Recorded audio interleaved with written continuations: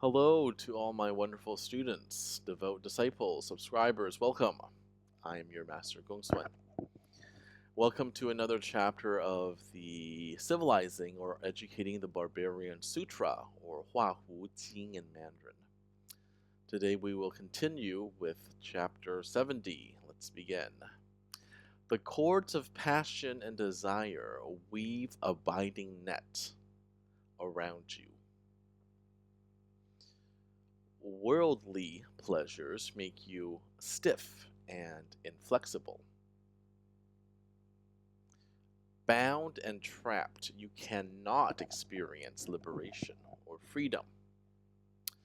Through dual cultivation, it is possible to unravel the net and soften the rigidity, thereby dismantling the trap. Dissolve your yin energy into the source of eternal life and attract the yang energy from that same source. If you do this, you will leave behind your individuality and you will become pure nature.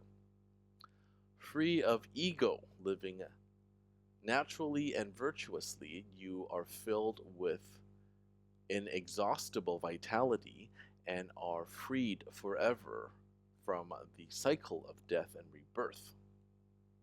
So, we Taoists, just like other religions such as Buddhism, believe in this cycle as well. We all want to escape from the cycle. And understand this: spiritual freedom and union with the Tao are not randomly bestowed, but the rewards of conscious spiritual self-transformation and self-evolution. And isn't this a truth? Because if you practice the Tao, if you meditate, if you do all the practices associated with Taoism, you will one day be able to reap the rewards of spiritual self-transformation. And I want to touch a bit about, on the beginning here, the cords of passion and desire. We here on the mortal realm, we are forever tempted by physical pleasures, be it food, drink, sex, recreational drugs, anything that stimulates our senses, anything sensual. But these are often unfulfilling. How often are you tempted by it? And how much do you drink before you get liver failure or alcohol poisoning? How much food do you eat until you are stuffed and you don't want to eat anymore?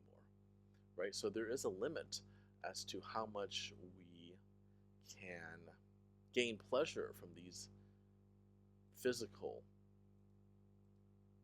temptations.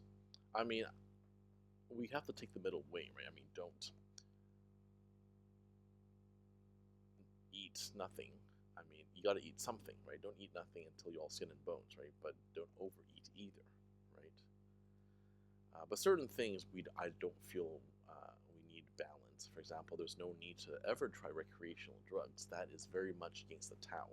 That alters your state of consciousness, and you get a crash after, and it's not like you're truly there. You're not truly able to. Let's just say that you cannot astral project without taking drugs. But this means that if you do take the drugs to astral project, sure, you might be able to do it, but what about the crash that inevitably comes after, right? We should be able to do all this, for example, to astral project without the need for any sort of substance, right? We should be able to do this at will, consciously. Of course, it takes a while to get there, but I assure you the rewards are so worth it. Alright, think about that. This has been your Master GongSun. As usual, keep living in alignment with the Tao.